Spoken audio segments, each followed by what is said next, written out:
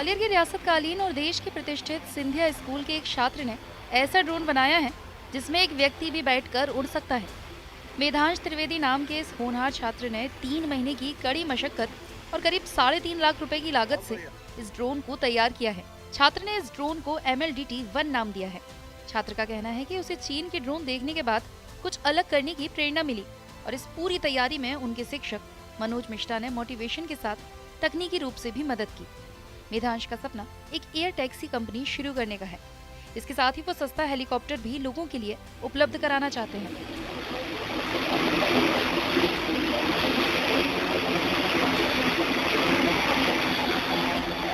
मेधांश के मुताबिक उसे इस ड्रोन को तैयार करने में कई कठिनाइयां आईं, लेकिन शिक्षक और परिवार के लोगों की मदद से वो अपने सपने को साकार करने में सफल हुआ है।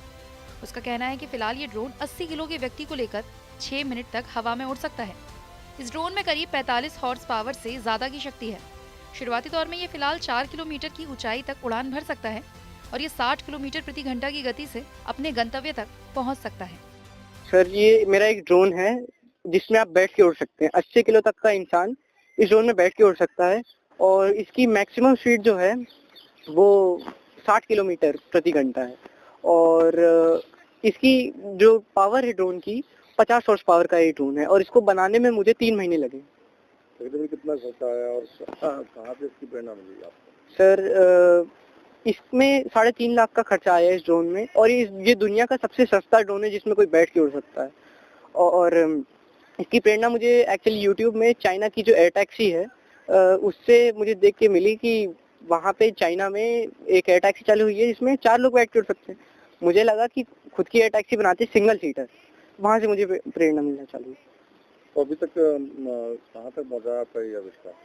सर, ये आविष्कार, ये मॉडल तो कंप्लीट है, थोड़ी बहुत इसमें और चीजें कवरिंग करनी है। मेरा एक और बड़ा मॉडल है मेरे पास जो अभी बनाना बाकी है, वो हाइब्रिड मॉडल है। मतलब पेट्रोल इंजन से पावर मिलेगी, इलेक्ट्रिक मोटर में पावर जाएगी और उस ड्रोन की, वो इतना बड़ा ही ड्रोन होगा, उस ड्रोन की फ्लाइट टाइम 3 घंटे के आसपास रहेगी। 400 किलोमीटर, 300 किलोमीटर, 400 किलोमीटर उसकी रेंज रहेगी। ये ड्रोन 1.8 मीटर चौड़ा और 1.8 मीटर लंबा है। सिंधिया स्कूल के स्थापना दिवस समारोह में केंद्रीय मंत्री और स्कूल के संरक्षक ज्योतिरादित्य सिंधिया और इसरो के CEO S सोमनाथ ने भी मेधांश की कौशलता का लोहा माना था और उसकी प्रशंसा की थी। मेधांश का कहना है कि ड्रोन में बिना बैठे ये 4 किलोमीटर तक उड़ान भर सकता है। वहीं इसे सुरक्षा के चलते 10 मीटर तक ही उड़ा रहे हैं। छात्र का कहना है कि जैसे ही उन्हें फंडिंग की व्यवस्था होगी, इस ड्रोन को हाइब्रिड मोड पर लॉन्च किया जाएगा। इस ड्रोन में एग्रीकल्चर ड्रोन में लगने वाली 4 मोटर लगाई गई हैं। मेधांश वर्तमान में सिंधिया स्कूल के इंटर का छात्र है। उसका कहना है कि आने वाले समय में आम लोगों के काम आने वाले ड्रोन का निर्माण करेंगे, जिससे सामान ले जाने, एक व्यक्ति को दूसरी जगह पहुंचाने और एग्रीकल्चर में इसका इस्तेमाल किया जा सकेगा। मेधांश के शिक्षक मनोज मिश्रा बताते हैं कि वो कक्षा 7 से ही कुछ अलग करने के मकसद से उनके नए नए आविष्कार के बारे में जानकारी लेता रहता था।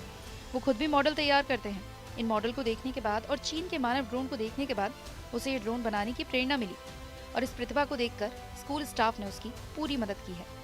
जी सर, मेधांश हैं कक्षा 12वीं में।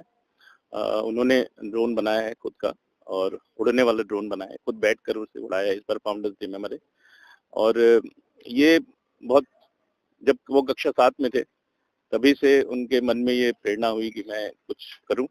एक बार मैं कक्षा में गया था उनके, तो उनको, मैं स्वयं एरो मॉडलिंग करता था, तो उनको कुछ एरो मॉडलिंग के बारे में बताया बच्चों को, जिससे उनके मन में एकदम क्लिक किया और उसके बाद से उनकी जो रुचि है उसमें जागी और वो लगातार उसमें लगे रहे और आज भी लगे हुए हैं। और उनकी सोच जो है वो बड़ी अच्छी है, क्योंकि उनकी सोच ये है कि मैं सामान्य जन के लिए ऐसा ड्रोन बनाऊं जो सबके लिए सुलभ हो, जो सस्ते में सबको प्राप्त हो जाए। तो ये उनकी बड़ी अच्छी सोच है और इस सोच के, इस सपने के पीछे वो लगातार लगे हुए हैं। दिन रात कुछ न कुछ उस पर एक्सपेरिमेंट जो है वो करते रहते हैं और निश्चित रूप से ये जो उनकी सोच है ये आगे आने वाले समय में बहुत समाज के लिए बहुत अच्छी रहेगी और निश्चित रूप से इनको आगे बढ़ाने के लिए सबको आगे आना चाहिए। ग्वालियर से धर्मेंद्र शर्मा की रिपोर्ट, TV9 मध्य प्रदेश।